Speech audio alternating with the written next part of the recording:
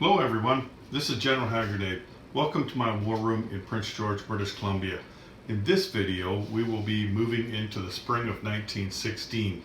So, in 1914, we were picking a fight. 1915, we were establishing ourselves and getting everybody into the fight, and the last one joined in the last round, that was Italy. So 1917 is kind of like in a golf tournament, Saturday. They call Saturday moving day in a golf tournament. You get yourself in a position to win on Sunday.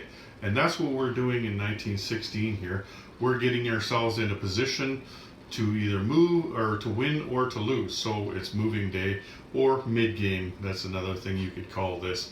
Anyway, first things first, on the spring of every year, we roll to see which random events we have. We got two of them, west and east. So we start out with the spring of 1916 west, and here we go.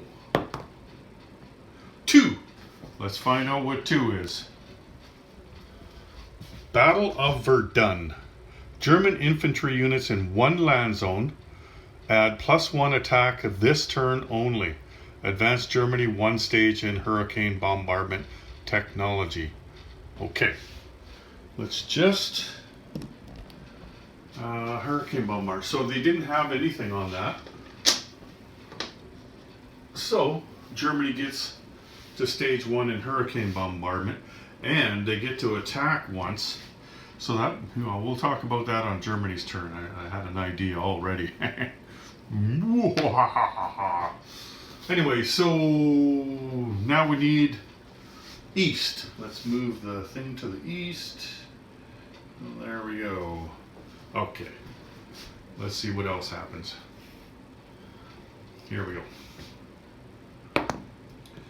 1. All right. Inspired leadership. Add 1 cavalry and 1 infantry in any Mexican territory for the Russian Revolution. And then there's a couple of asterisks here. So the Mexican Revolution is not being fought right now. If we had played the prequel, then there would have been a Russian Revolution, and it might still be going on. But if it was over, or if you're like us and you didn't play that, then you go to the next thing here. So if Federals won the Revolution, place as attacking units. If Revolutionaries won the Revolution, roll again. Oh, I see. Hang on a sec. Let me just read that again. You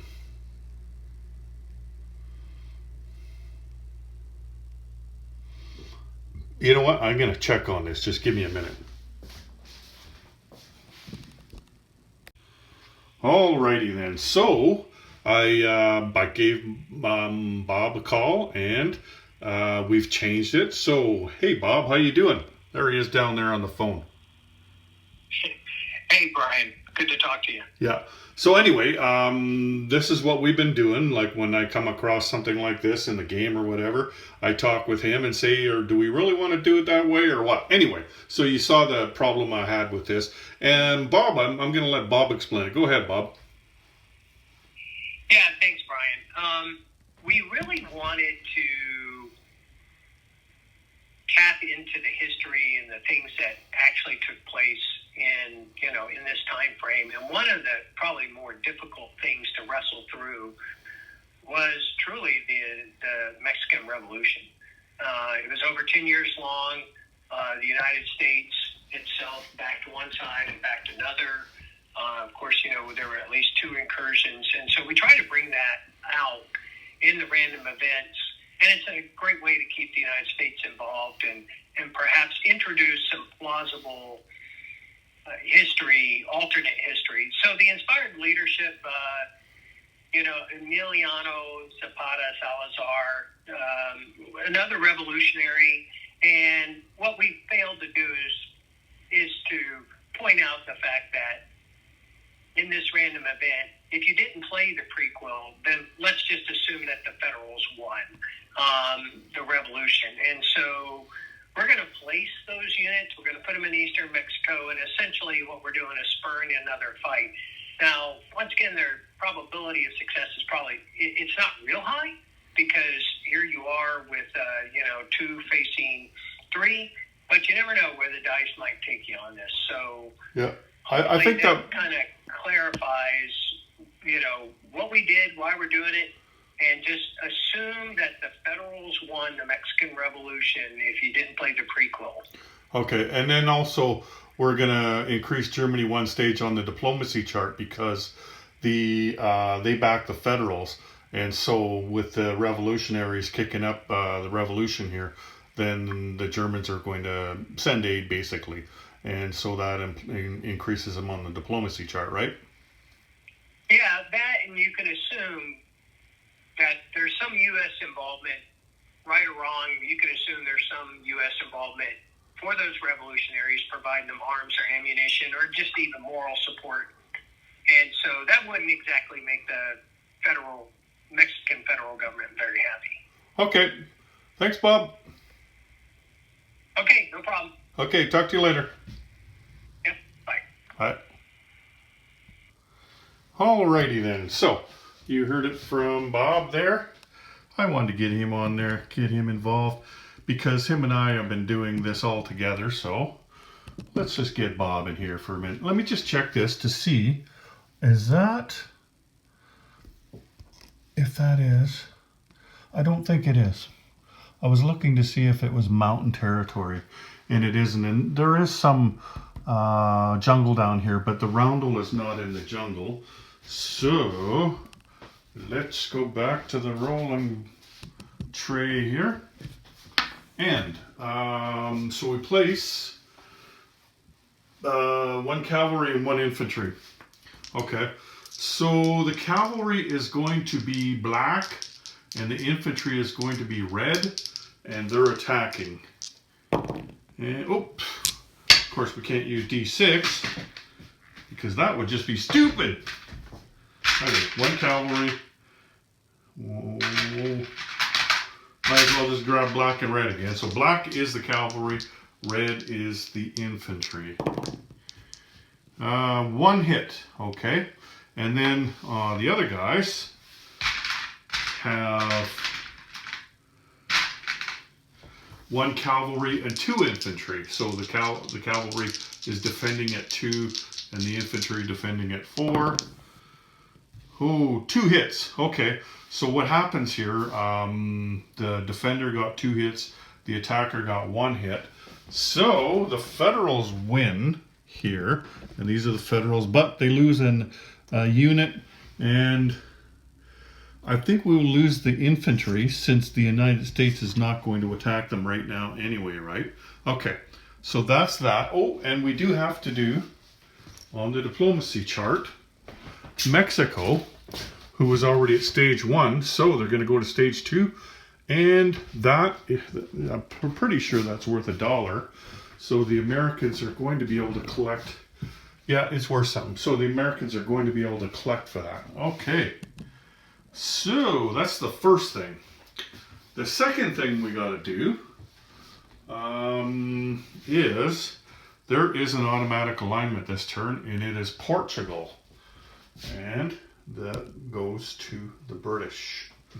So we take this guy off, put this guy on, take this guy off, put this guy on, take the boat off, put the boat on, and put the pie on.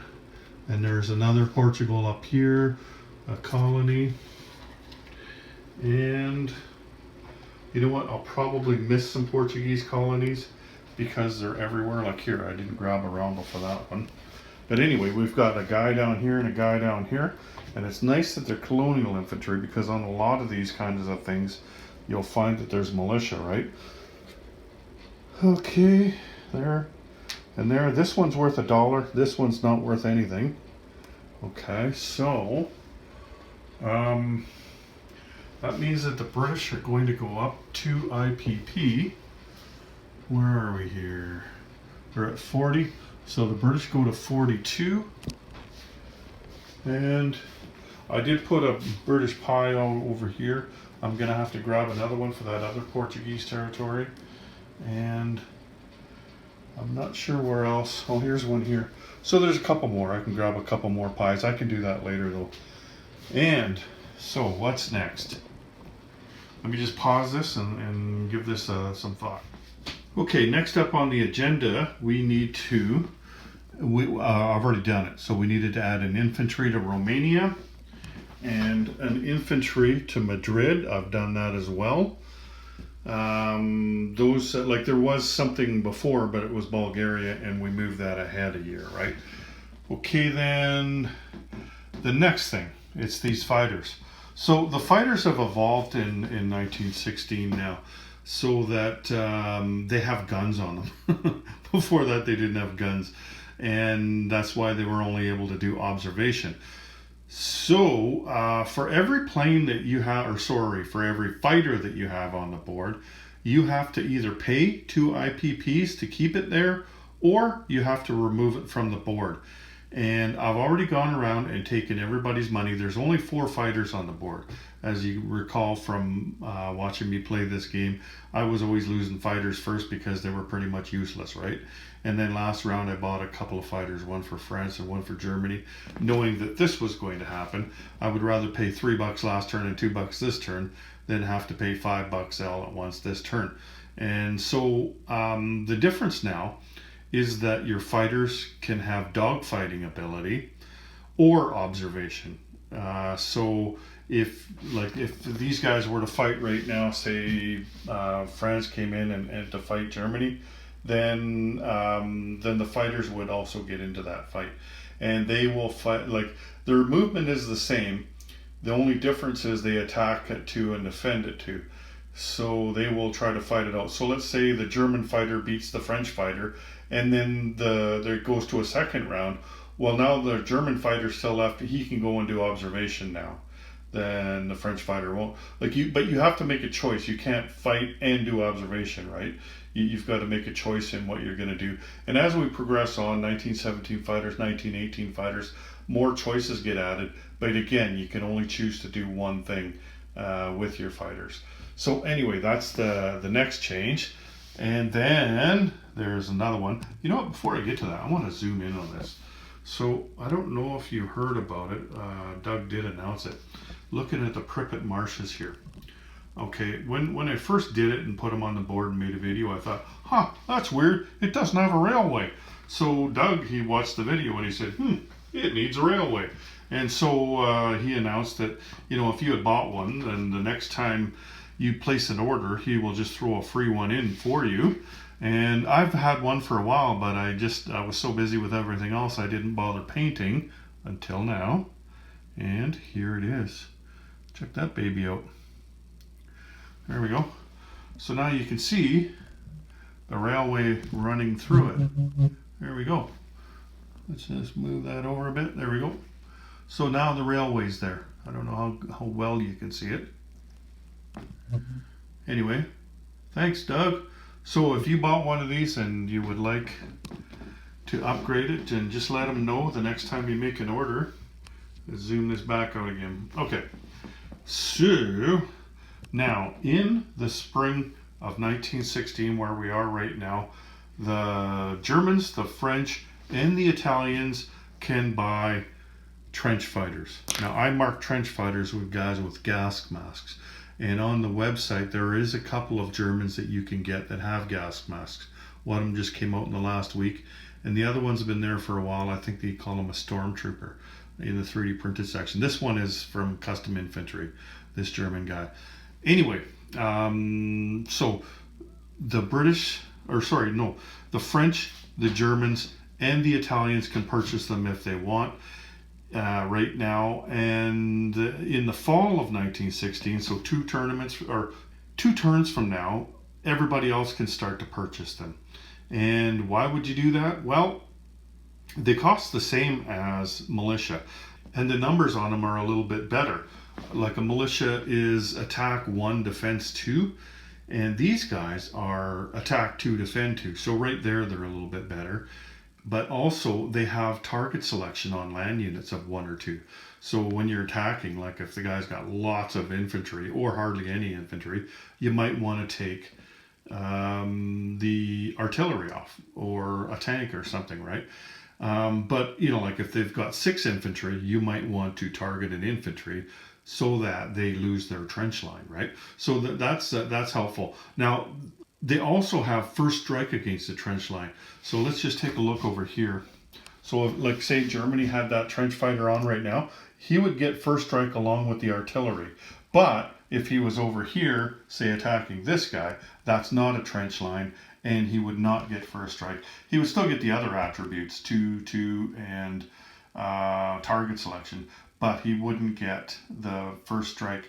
And also, like, so let's say he was here and the French attack them, he doesn't get first strike because he's not going against a trench line. A trench line is only a defensive thing, right? And so it would only be on offense that you would be able to do the first strike. You wouldn't get it on defense. And so why wouldn't you build a trench fighter instead of a militia if they're only 2 IPP? But like with all of the specialized infantry, we're talking about mountain troops and naval infantry and trench fighters, you can only build 2 per turn. As far as the elite goes, I think I've got to change the Americans, because while I was looking at this before I'm making the video, I thought, oh geez, I built 2 US Marines last turn. When it comes to elite, you can only build 1 of them. So I'm going to have to change. I built 2 US Marines. They're an elite troop. I'm going to have to change 1 of them for a naval infantry. So anyway, you can only build 2 trench fighters, and they have to be built in the home country as well. They can move outside of home country, and again, something the militia can't do, but they have to be built in the home country. So anyway, that's them. And now the other thing is tanks. Now I'll just talk about them now because I'm doing all this, and I won't have to do it when I take the British turn. So tanks.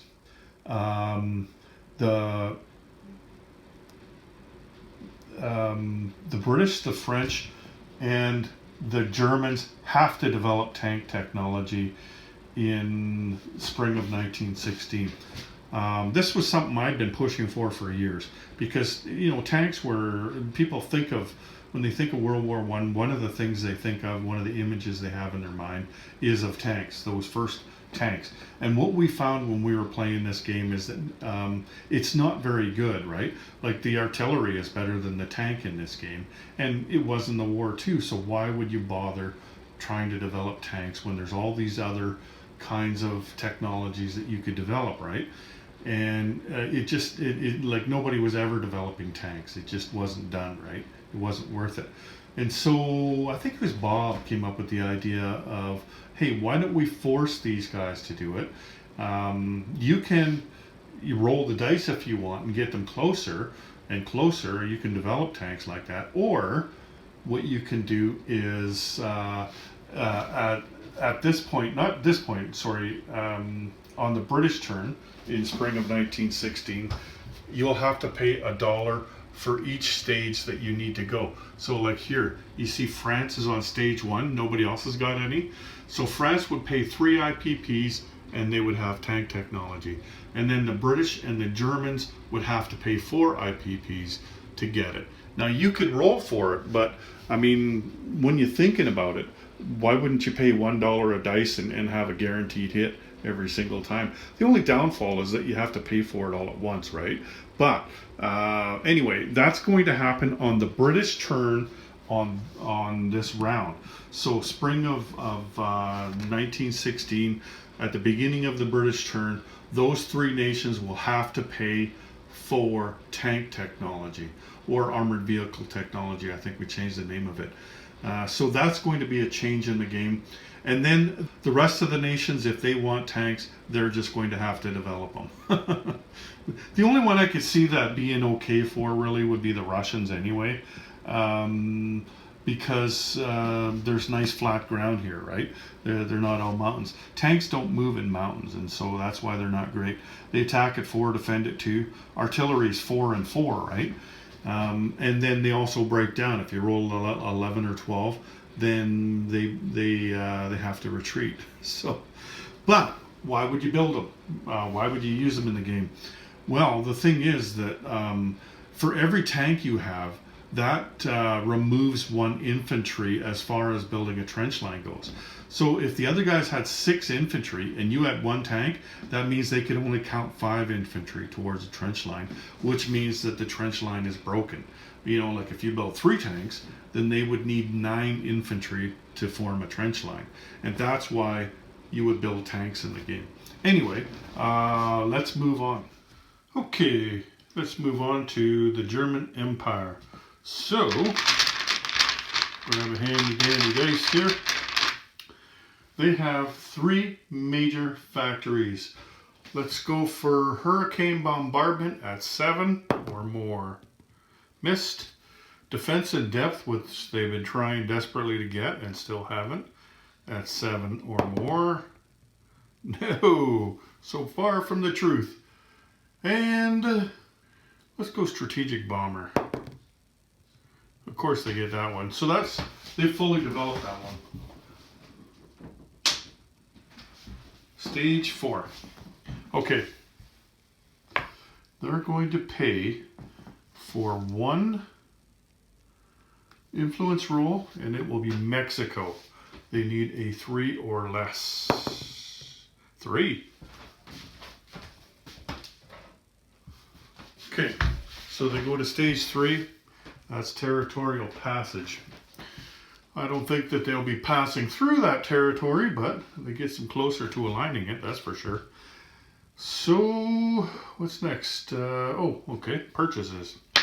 Okay, this is what I purchased. A couple of trench fighters, 3 colonial troops, 1 colonial upgrade, 8 infantry, and a submarine. All right. Okay. So you see I put some markers down here. Let's move this guy in. We really like to get this one. Let's put all these guys in there. Yeah, if we get that one, then Austria is going to get a roll, right? Let's put the 2 artillery in. And there we go. Let's go with everybody but 1 here. And the 2 artillery. So we'll flip that over. There we go. I really like these markers, like the stickers that you get. They're pretty cheap too. Get them at HPG. Now, I'm not going to attack the Western Front because they've got more than me. So it's got like, I don't know, 20 infantry rolling at 6. I don't think so. Not this turn. So one of my attacks, the infantry gets +1. And I still don't think I'm going to do the Western Front because they just got too many infantry. Although that's where we've got most of our infantry, like the largest chunk, right? So that's 8 infantry at 3. And that stacks too because it's a random event. So we've got 4, 5 artillery. So 5 of the infantry would be at 4. Still doesn't look like a very good idea because they've also got a British trench line there. Huh. Yeah, I don't like that at all. You know, and the other thing is we could always attack Belgium sometime in 1916 to get us our mandatory offensive, right? Maybe that's a better idea. Let's move the Zeppelin in here. So this one here might be the good one. The other thing is we were going to go into here as well. Let's go here. And if we take 6 infantry, that leaves 1 back. And then the Austrians will have time to move some in before the Russians go. So we'd get 1, 2. Oh, we do have to put 1 guy here, don't we? That's this guy here. Okay, that's why I had that guy separated. There we go. Yeah, that looks like it. Except the sub's convoying, and I've got 1 cruiser raider left. He's convoying. What if this guy can reach? He can go 4. So 1, 2, 3, 4. Yeah, he's not going to convoy this turn. Soon. He's going to convoy soon. Anyway, so the sub is there. The cruiser raiders down by South Africa. Okay. Let's go where we got the plus infantry first.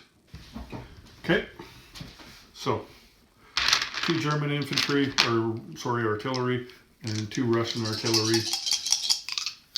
They're both at 4. The German ones are the black ones. Yeah, that one was mostly a 5, wasn't it? Okay, so 1 each. All right.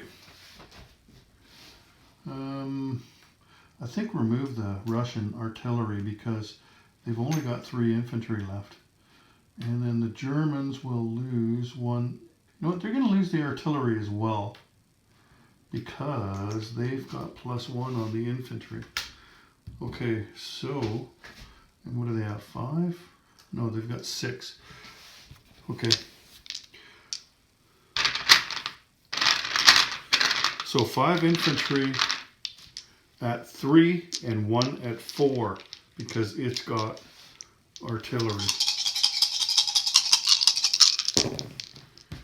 1, 2, and just 2.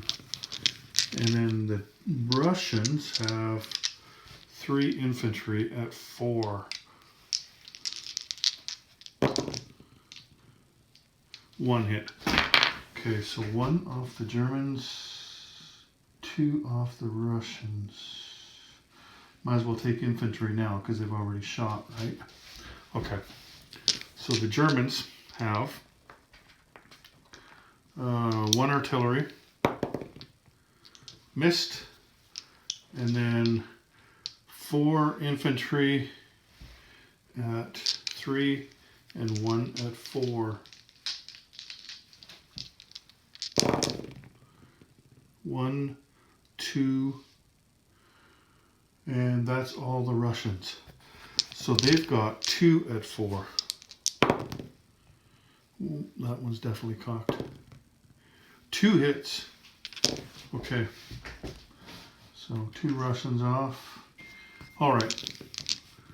And then we have 6 infantry and 3 artillery into Congress, Poland. So 3 artillery first at 4. 1, 2 hits. What do they got? Cossack and infantry. So we'll take 2 infantry off. Okay. Then there's 6 infantry. There was no, by the way, there was no Russian artillery there. So 3 infantry at 2, 2 and 3 infantry at 3. The higher ones will be the black ones at 3. 1, 2. Okay, so that's all of them. Now the Russians have 2 at 4. Misses. Well, that was a good attack for the Germans. Okay, then we've got Bohemia. So there's 1 artillery, 1 heavy artillery. So 1 at 4, 1 at 6. The 1 at 6 will be the black one. 1 hit, just 1 hit. Okay, that will have to be an infantry since that's all they have. Okay, and then, how many infantry? Oh, another 1 first strike I forgot. Okay, that's the Jaeger at 3. Oh yeah, look at that. Okay, so the Russians only have 1 left. Okay, and then we got 4 infantry, 2 of them supported by artillery. So 2 at 3 are the black ones. And no hits. And then 2, well, that's all of them, right? Okay, so the Russians got 1 infantry. Missed. All right. The artillery, black one's the big one, and they got them. So then the Russian infantry hit. I forgot all about that Zeppelin. So that factory comes off, the little one.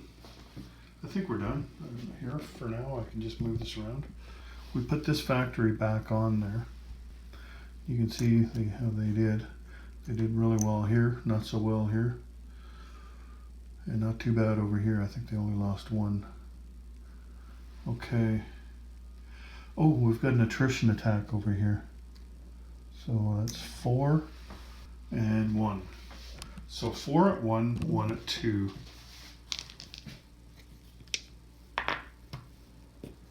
There we go. No hits. Okay. Then we've got a submarine, +2, black dice. So 5 to 2, that's 3. Okay. And then the cruiser raider is +1, and that's a miss. Okay.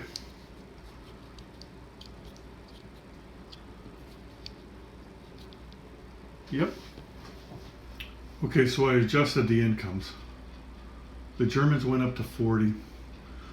They gained 5 IPP. The Russians lost 7.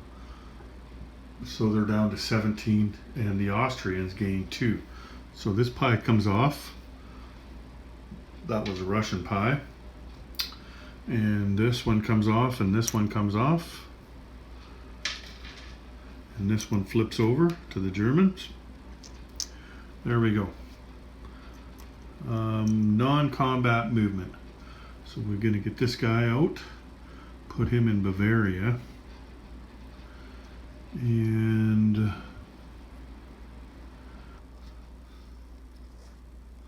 let's move these 3 guys into here. Here, let's take 2 off. Put 5 down.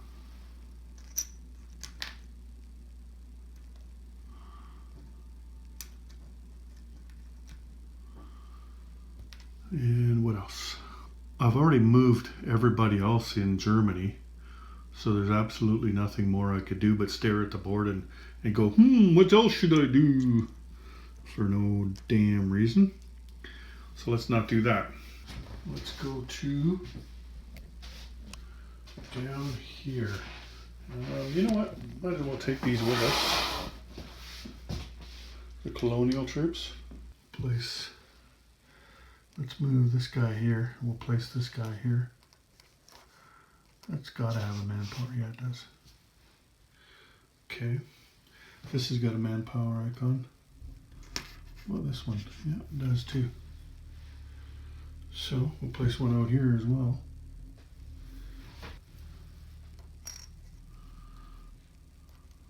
There we go.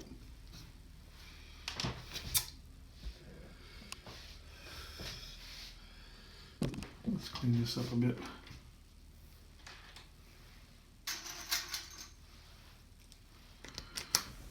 Come at me, bro. Welcome to my jungle.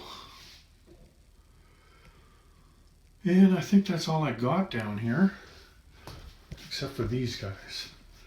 Now this guy not at a port, so he can only go 2. So let's just go 2. Let's keep the 2 of them together. Let's go hunting Japanese. Here, Japanese. Trying to get some. Okay. Moving closer. So, 2 trench fighters. Let's go 1 in Berlin. And 1 in Western Germany. Then we got 2 infantry,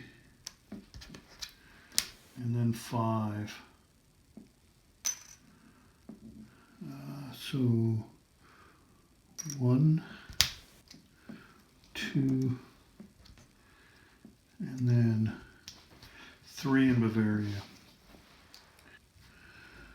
3, 4, 5. Okay.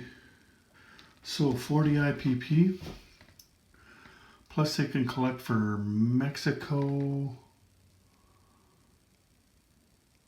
And that's the only one now, because the other ones are already incorporated into our income. So that's 41 plus 3 more for bonuses. That's 44. We don't get to collect the bonus that connects to Southern Iraq because the British own Southern Iraq. But we do have wartime economy. Last time I think we only got 3, didn't we? So 44 plus 10, 54. Right on.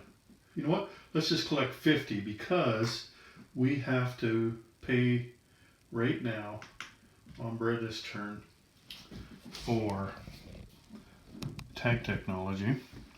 Last thing that I forgot about this guy. So 1, 2, 3. We're gonna go up here. Oh, I forgot this sub. Darn. 1, 2, 3. Geez, I could have convoyed with that guy. What an idiot. Oh no, sorry.